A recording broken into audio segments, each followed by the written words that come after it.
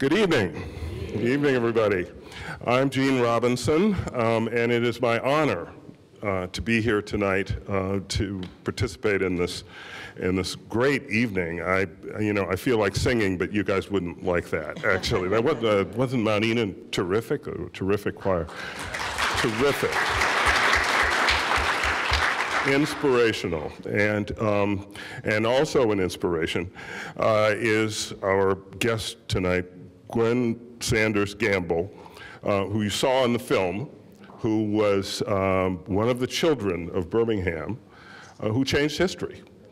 So thank you so much for being here. It truly is an honor to share the stage with you. My pleasure to be here. Thank you. So we're going to talk for a while, and then I'm hoping to save a little time to have to open it up for questions and answers, because but I got a lot of questions, and the first is the obvious. Where were your parents? What did your parents say when you kids decided to all get arrested? Honestly, my father felt that he could not participate. He was tired of being called boy and nigger on his job all day. So what was his job? His job, he was a U.S. Steel. He worked in the coke department for U.S. Steel. Birmingham, big steel town. Big steel town, it was. Mm-hmm. And my mother went to a mass meeting. Mm-hmm. And she came home and she was telling us about it. From the experiences we had living in a very segregated city, my mother was interested in her girls having a better future. So she went to the mass meeting, and she came home one night, and she was telling us about the unity.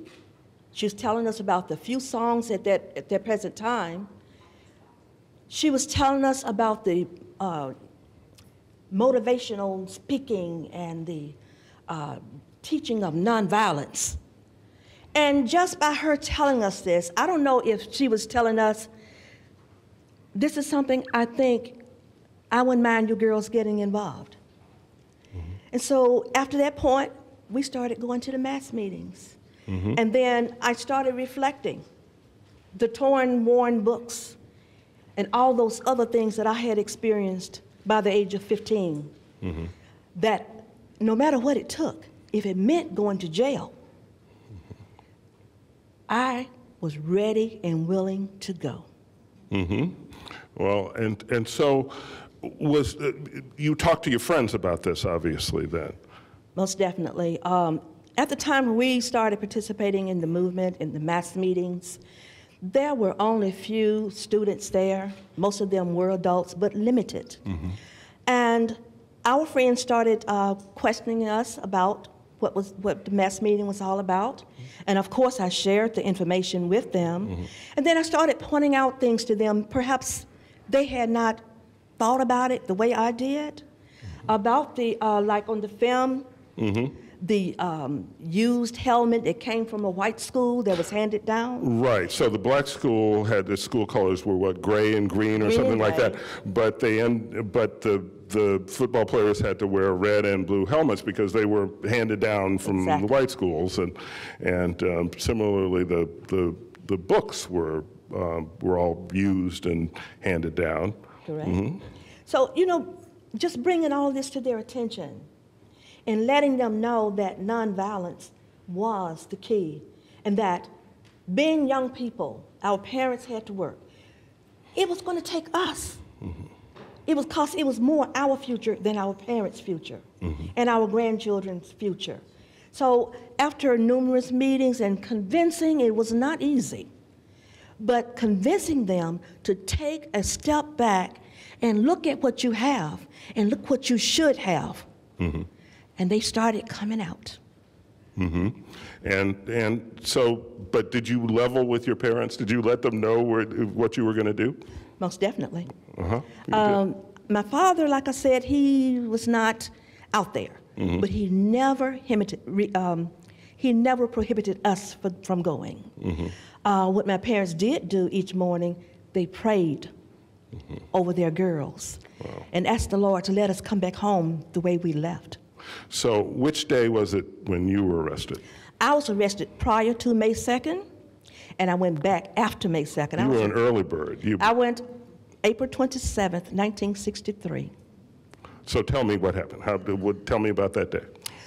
On April 27th, when I went to a meeting, at that particular time, I did not think that I was going to jail. Mm-hmm. Suddenly, I decided I was going to do it. So I made my picket sign, and of course we had our orientation. It was 7 of us. When I went to jail, I was the captain of my group. And I decided I'm going to go face Eugene Bull Connor face to face. Mm-hmm. I decided that because I was tired of the way he was controlling the fire department, the police department, the library system. He controlled the whole city. He ran the city. He ran the city. Mm-hmm. And what he said went. Mm. If not, his own people would be, there would be a penalty for it. Yeah, I imagine so. I mean, there was definitely a penalty for consorting with the enemy, or for showing any sort of weakness on the white side, showing any sort of willingness to consider integration. You could face ostracism or worse. Right, because so. April 27th, this is before D-Day. Right. And you and your group decided to get arrested. So how did you manage to get arrested? What did you do to get arrested? I had my picket sign, and they transported us from the headquarters to the J.J. Newberry store, the same store that the lady was speaking about, the good hamburgers and the good French fries and milkshakes. Went in, it was a sit-in. Uh-huh. And as soon as the waitress saw us coming, she ran to the back. And all you could see is her peeping through the peephole. The next thing I know, I looked to my left, and there were maybe 6, 7 policemen coming in. And he says, "Who's the spokesperson for this group?" And I acknowledged myself. He said, "I'm going to ask you to get up and leave." I didn't say a word.